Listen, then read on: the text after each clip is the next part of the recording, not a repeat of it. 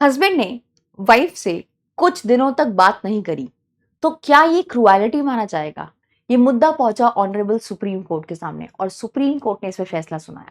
Section 498 का ये case है जिसके बारे में हम आज के इस पर्टिकुलर सेशन में डिस्कस करेंगे।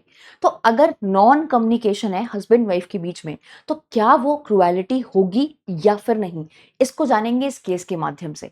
इस पर्टिकुलर सेशन में हम डिस्कस करेंगे केस के फैक्ट्स क्या हैं, हम जानेंगे कि यहाँ पे जो है क्या इशू था, ये मामला सुप्रीम कोर्ट तक कैसे पहुंचा, क्या कोर्ट के सामने इश्यूज थे, सुप्रीम कोर्ट की क्या ऑब्जर्वेशन थी और क्रुएलिटी किसको कहते हैं।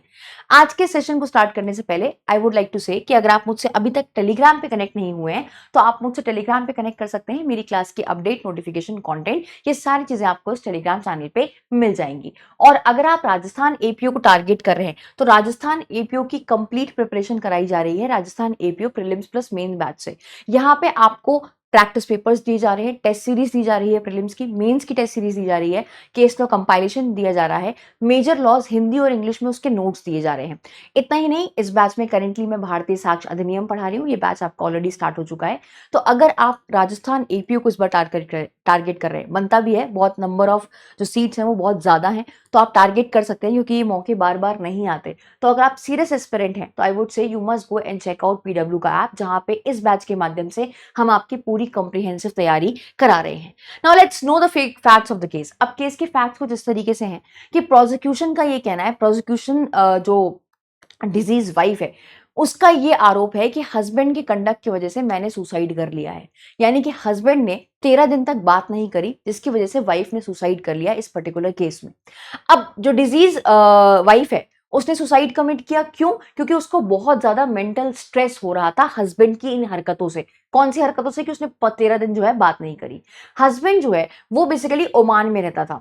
हस्बैंड को पसंद नहीं था कि वाइफ अपने मायके जाए बिना उसकी फैमिली के परमिशन के, और इस पर्टिकुलर केस में वाइफ जो है वो अपने मायके चली जाती है against the wishes of the family. ठीक है।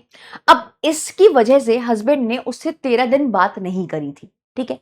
अब 13 दिन बात नहीं करी, उसके बाद वाइफ को इतना ज्यादा मेंटल स्ट्रेस हुआ, इतना ज्यादा उसको फीलिंग आई कि मुझे जो है अकेला छोड़ दिया है, सॉरी, मुझे अकेला छोड़ दिया है, मुझे लेफ्ट आउट जैसी फीलिंग आ रही है, मुझे नेग्लेक्ट कर रहे हैं, मेरी कोई इंपॉर्टेंस ही नहीं है।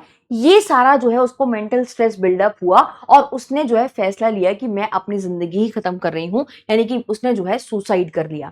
अब यहाँ पे जो आरोप है वो ये है कि हस्बैंड की इन हरकत की वजह से कि उसने 13 दिन बात नहीं करी, इसलिए वाइफ ने जो है सुसाइड कर लिया, और हस्बैंड का ये कंडक्ट अमाउंट्स टू क्रुएलिटी, और इसका डायरेक्ट नेक्सस है आपका सेक्शन 498 ए आईपीसी के साथ।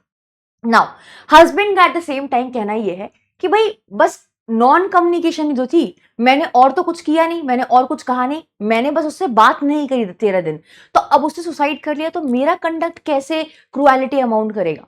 अब ये मैटर बेसिकली जब कोर्ट के सामने आया, ट्रायल कोर्ट के सामने, तो ट्रायल कोर्ट ने बाकी सारे चार्जेस भी कुछ लगे हुए थे डाउरी को लेकर, हरासमेंट को लेकर, उन सारे चार्जेस को लेकर तो एक्विट कर दिया। ठीक है। जब बारी आई आपके क्रुएलिटी की, यानी कि जो कंडक्ट है उसका 13 दिन बात ना करना वाइफ से, उस कंडक्ट को जो ट्रायल कोर्ट ने कहा कि दिस अमाउंट्स टू क्रुएलिटी, कि भाई विलफुल कंडक्ट है ये और दिस अमाउंट्स टू क्रुएलिटी, और क्रुएलिटी के लिए जो है उसको कन्विक्ट कर दिया।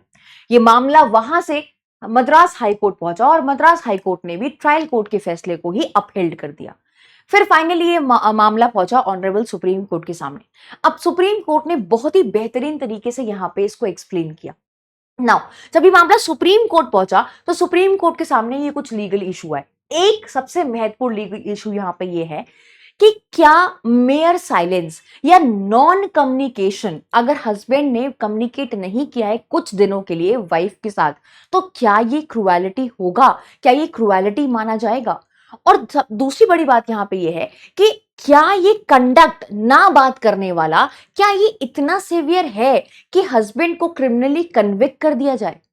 ये इशू था बिफोर द कोर्ट। बट उससे पहले जानते हैं क्रुएलिटी क्या होती है। कोई भी विलफुल कंडक्ट, ठीक है, जिसकी वजह से वाइफ या तो सुसाइड कर ले, ठीक है, या फिर उसको कोई इंजरी पहुंचे, या उसको कोई डेंजर है टू लाइफ, लिम्ब और हेल्थ, ठीक है, और या फिर उसको हस्बैंड ने हरास किया है फॉर डाउरी, ठीक है, डाउरी डिमांड करी है या फिर अनलॉफुल क्या कहते हैं प्रॉपर्टी डिमांड करी है वाइफ से।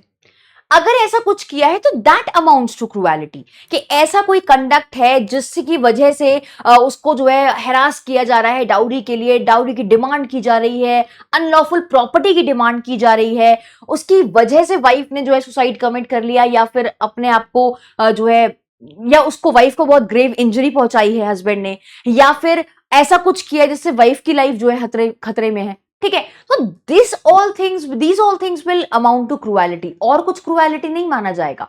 अब इसी बात को ध्यान में रखते हुए जब सुप्रीम कोर्ट के पास ये मामला पहुंचा और जब ये इश्यूज बेसिकली रेस किए सुप्रीम कोर्ट के सामने, तो सुप्रीम कोर्ट की सबसे पहली ऑब्जर्वेशन ये आई कि मैरिज लाइफ में नेचुरल स्वाभाविक सी बात है कि कुछ ना कुछ डिसएग्रीमेंट्स रहते हैं। ठीक है, अब शादी हुई है भाई, कोई कुछ कहेगा, कोई कुछ कहेगा, कोई किसी बात पे एग्री करेगा, कोई किसी बात पे डिसएग्री करेगा।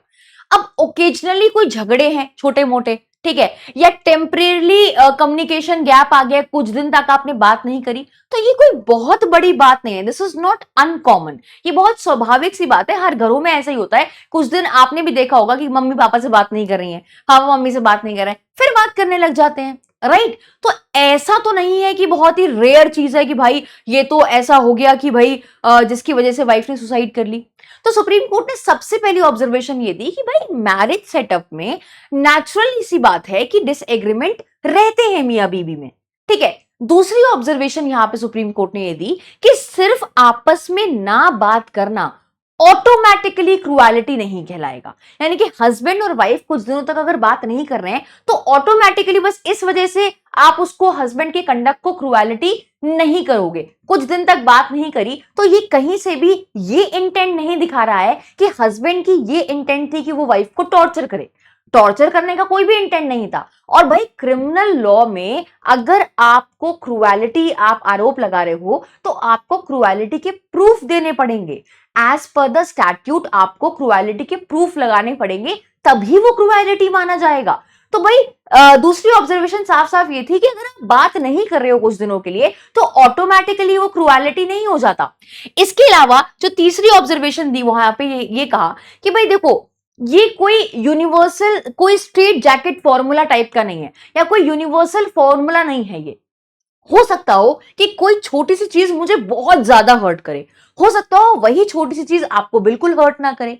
तो ये जो फैक्टर है ये डिपेंड करता है केस के फैक्ट्स एंड सर्कमस्टांसेस पे।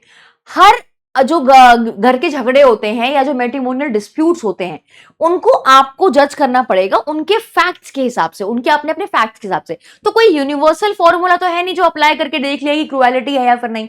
तो क्योंकि हर मैट्रिमोनियल डिस्प्यूट्स के अपने अपने अलग फैक्ट्स होते हैं तो उसके हिसाब से आपको डिसाइड करना है। What may hurt one person deeply may not affect another similarly. कोई जरूरी नहीं कि आपको जो चीज हर्ट कर रही हो मुझे भी हर्ट कर रही हो। तो यहाँ पे तीसरी ऑब्जर्वेशन सुप्रीम कोर्ट ने ये दी कि भाई कोई फॉर्मूला नहीं है। एंड लास्टली यहाँ पे सुप्रीम कोर्ट ने कहा कि अगर आपको किसी व्यक्ति को कन्विक्ट करना है, अगर क्रिमिनल कन्विक्शन आप चाहते हो तो क्रिमिनल कन्विक्शन के लिए एविडेंस की जरूरत है, सबूत की जरूरत है। इस पर्टिकुलर केस में कोर्ट को कोई भी एविडेंस नजर नहीं आ रहा है क्रूएलिटी का। कोर्ट यहां पे पाता है कि there is lack of evidence out and out जो ये प्रूफ कर पाए कि भाई क्रूएलिटी हुई है हस्बैंड के कंडक्ट से। और इसी वजह से यहां पे कन्विक्शन को सेट असाइड कर दिया ऑनरेबल सुप्रीम कोर्ट ने। तो ये था इस केस में कोर्ट की observation. Now there is a difference between cruelty and normal marital discord. अब छोटी मोटी चीजें यार चलती रहती हैं परिवार में। There is a difference in cruelty and normal marital discord. देखो नॉर्मल मैरिटल डिस्कॉर्ड क्या होता है कि छोटे मोटे झगड़े हो गए, बहस हो गई, आर्ग्यूमेंट हो गया, या टेम्परेली कुछ दिन तक आपस में बात नहीं करी, छोटर पुटर से झगड़े हो गए छोटे मोटे, तुम ये लेकर नहीं आए, तुम सो के नहीं उठते, तुम तौलिया गीला बेड पे रख देते हो, एंड ये छोटी छोटी चीज झगड़े हो गए आपके, ठीक है, या इमोशनल डिसएग्रीमेंट हो सकता है। तो ये आपका क्रूएलिटी नहीं है। This will not fall under section 498A। At the same time अगर आप क्रूएलिटी की बात करोगे ना तो क्रूएलिटी ये कहलाती है कि आपकी इंटेंट है, आप रिपीटेड वो काम कर रहे हो और इंटेंशनली कर रहे हो जिससे आप अपनी वाइफ को ह्यूमिलिएट कर रहे हो, आप उसको हैरास कर रहे हो, आप उसको टॉर्चर कर रहे हो, आप उससे दहेज की मांग कर रहे हो, आप उससे अनलॉफुल प्रॉपर्टी की डिमांड कर रहे हो।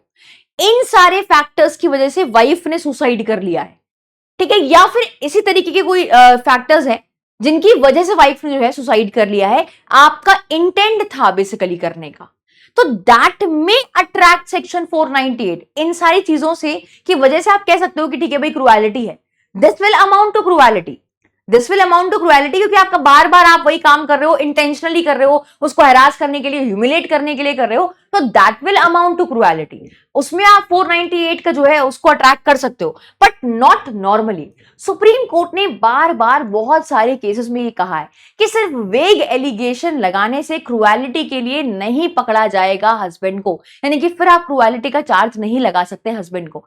तो वेग एलिगेशन इनफ नहीं है। आपको अगर क्रुएलिटी का आपने आरोप लगाया है कि आप वाइफ के साथ क्रुएलिटी हुई है, तो उसके लिए आपको स्ट्रिक्ट प्रूफ देने पड़ेंगे, यानी कि आपको स्पेसिफिक एविडेंस बताने पड़ेंगे कि भाई यहां पे क्रुएलिटी हुई है।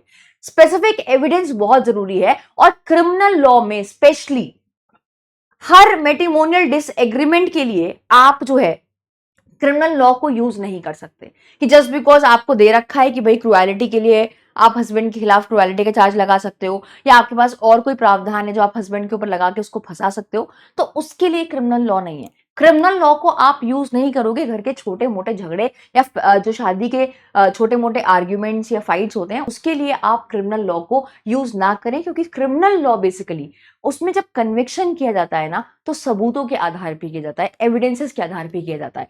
तो यहाँ पे सुप्रीम कोर्ट ने बार बार ये बात कही, and finally concluding this, supreme court ने ये बात क्लेरिफाई कर दी कि criminal law punishes cruelty, not every marital disagreement. तो क्रिमिनल लॉ ने यहाँ पे साफ साफ कह दिया सुप्रीम कोर्ट ने, क्रिमिनल लॉ जो है क्रुएलिटी को पनिश करता है, बट हर मैरिटल डिसएग्रीमेंट को पनिश नहीं करता। अगर टेम्परेरी कम्युनिकेशन गैप है, उससे ये पता लग सकता है कि हाँ भाई छोटे मोटे झगड़े हैं, में रिफ्लेक्ट अ ट्रबल्ड रिलेशनशिप, कि भाई मियां बीवी की नहीं बन रही है, लोग बार बार बात करना बंद कर दे रहे हैं आपस में, तो मियां बीवी की नहीं बन रही है, बट बिना किसी एविडेंस के या बिना किसी एविडेंस के जो आप कोर्ट में रख ही नहीं पा रहे हो क्रुएलिटी को लेकर, तो कैसे उसके ऊपर जो है कन्विक्ट कर दिया जाए 498A में। तो साफ साफ सुप्रीम कोर्ट ने ये बात कही कि without evidence showing statutory cruelty it can not sustain a conviction under 498A, कि भाई उसमें हम जो है कन्विक्ट नहीं कर सकते। बट इस जजमेंट का मतलब ये नहीं है कि हस्बैंड जो है वो बेसिकली वाइफ को इग्नोर करे, ठीक है, कि भाई जस्ट बिकॉज कोई कॉन्सिक्वेंसेस नहीं होता, विदाउट कॉन्सिक्वेंसेस वो वाइफ को इग्नोर करना शुरू कर दें। इस जजमेंट का ये मतलब नहीं है। इस जजमेंट का क्या मतलब है कि क्रिमिनल कन्विक्शन के लिए आपको प्रॉपर प्रूफ लेकर आना पड़ेगा क्रुएलिटी का। ए बी इज कि कोर्ट जो है वो डिस्टिंग्विश करेगा कि भाई अनहैप्पी मैरिज है, फेल्ड मैरिज है, ठीक है, अनहैप्पी मैरिज है, फेल्ड मैरिज है, क्रिमिनल क्रुएलिटी, इन सब में जो है कोर्ट डिफरेंशिएट करेगा। फेल्ड मैरिज है, that does not amount to cruelty, ठीक है भाई, शादी नहीं काम कर रही है, शादी वर्कआउट नहीं कर रही है, हस्बैंड वाइफ में बहुत ज्यादा डिसएग्रीमेंट्स हैं, बात करना बंद कर देते हैं, तो भाई मैरिज डिसॉल्व कर लो, ठीक है, बट आप हस्बैंड पे क्रुएलिटी का चार्ज विदाउट एनी प्रूफ नहीं लगा सकते। हर फेल्ड मैरिज का मतलब ये नहीं है कि it amounts to a criminal offence, it amounts to a criminal offence, ऐसा बिल्कुल भी नहीं है। So this was the case. I hope you have understood it well. Now अगर आप राजस्थान एपीयू की तैयारी कर रहे हैं और अगर आपको ये मौका इस बार हाथ से नहीं जाने देना है, तो राजस्थान एपीयू का प्रीलिम्स प्लस मेंस का बैच है हमारे पास, जहां पे आपकी कंप्रीहेंसिव तैयारी कराई जाती है। आपको यहाँ पे सारे सब्जेक्ट्स कवर कराए जाएंगे, हिंदी इंग्लिश भी कवर कराया जाएगा, साथ में आपको केस लॉ का कंपाइलेशन दिया जाएगा, मेजर लॉस के हिंदी और इंग्लिश में नोट्स प्रोवाइड किए जाएंगे, प्रीलिम्स की टेस्ट सीरीज, मेंस की टेस्ट सीरीज और प्रैक्टिस पेपर्स आपको यहाँ पे इस बैच में हम प्रोवाइड कर रहे हैं। इस बैच में करेंटली मैं भारतीय साक्षर अधिनियम पढ़ा रही हूँ। सो अगर आप इस मौके को इस बार हाथ से नहीं जाना चाहते हो कि आपसे ये अपॉर्चुनिटी चली जाए, बिकॉज ऐसी अपॉर्चुनिटी बहुत रेयर आती है जहाँ पे आपको इतनी बम्पर वैकेंसी देखने को मिलती है, तो अभी आपके पास टाइम है, प्रिपरेशन कर सकते हैं। अगर आप इंटरेस्टेड हैं तो आप चेकआउट कर सकते हैं पीडब्ल्यू का app for further information. PW के ऐप के लिए आपको करना क्या है कि आपको गूगल पे जाना है और पीडब्ल्यू का ऐप, पीडब्ल्यू लिखेंगे आप, लॉग इन करने का ऑप्शन आएगा, लॉग इन करके आपको फोन नंबर से ओटीपी एंटर करने के बाद आप जो है हमारी वेबसाइट पे आ जाएंगे, और वेबसाइट पे आएंगे तो ये है हमारा राजस्थान का बैच, ठीक है, Rajasthan pre plus mains batch, ठीक है। इस बैच में मैं आपको दिखा देती हूँ कि क्लासेस चल रही हैं, यहाँ पे सारी क्लासेस हैं, ठीक है। सारे क्लासेस के आपके वीडियोज़ यहाँ पे आपको मिलेंगे, ठीक है। देन रिसोर्स सेक्शन में जाएँगे तो यहाँ पे आपको जो है हैंड रिटन नोट्स मिलेंगे, यानी कि जो कंपाइल नोट्स मैंने आपको बताए, वो कंपाइल नोट्स आपको हिंदी और इंग्लिश दोनों में मिल रहे हैं। यहाँ पे देखिए बीएनएसएस के ये हिंदी के नोट्स हैं, ये भी आपको यहाँ पे इस बैच में प्रोवाइड कर रहे हैं, ठीक है। इसके अलावा आपको प्रैक्टिस पेपर्स यहाँ पे मिलेंगे, नोट्स के अलावा प्रैक्टिस पेपर्स मिलेंगे। केस लॉ कंपाइलेशन मैं आपको दिखा देती हूँ एक बार।